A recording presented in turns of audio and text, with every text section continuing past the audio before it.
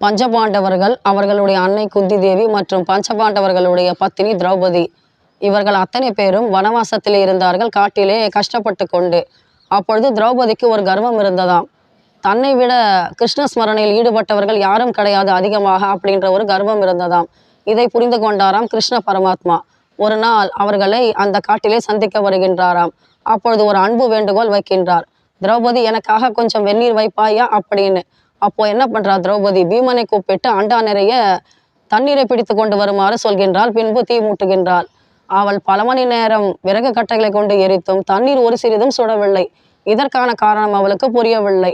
அவர்கள் சோர்ந்து போய்விட்டார்கள், திரௌபதியும் பீமனும். அப்பொழுது கிருஷ்ண பரமாத்மா மந்தகாச புன்னகையோடு கேட்கின்றாராம், அம்மா வெந்நீர் தயாராகி விட்டதா அப்படின்னு. அப்பொழுது திரௌபதி சொல்கின்றாளாம், கிருஷ்ணா, தண்ணீர் ஒரு சிறிதும் சுடவில்லை. நானும் எவ்வளவோ விறகு கட்டைகளை போட்டு எரித்து பார்த்தேன், ஆனால் அப்பொழுது கூட தண்ணீர் சுடவில்லையா அப்படின்னு கேட்கும் பொழுது கிருஷ்ண பரமாத்மா சொல்கின்றாராம், பீமா, அந்த பாத்திரத்தில் உள்ள தண்ணீரை கவிழ்த்து விடு அப்படின்னு. அப்பொழுது அந்த பாத்திரத்தின் அடியிலே ஒரு தவளை குதித்து வெளியே ஓடியதாம். அந்த தவளை கூட எப்பொழுதும் கிருஷ்ணா கிருஷ்ணா என்ற நாமஸ்மரணையில் ஈடுபட்டிருக்கின்றதாம். கிருஷ்ணர் சொல்றாராம், மனிதர்கள் மட்டும் கிடையாது, ஜீவராசிகள் கூட என்னை நம்புகின்றன, அவைகள் கூட பக்தி செலுத்துகின்றன. இந்த தவளை என்னிடம் மன்றாடுகிறது, கிருஷ்ணா, என்னுடைய உயிரை நீதான் காப்பாற்ற வேண்டும் என்று.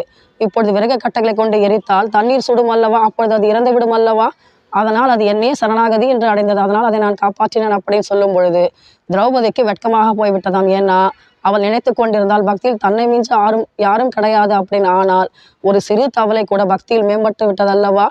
இது கிருஷ்ண பக்திக்கான சான்றல்லவா. இதன் மூலம் திரௌபதியினுடைய கர்வம் பங்கம் அடைந்தது. ஜெய் கிருஷ்ணா.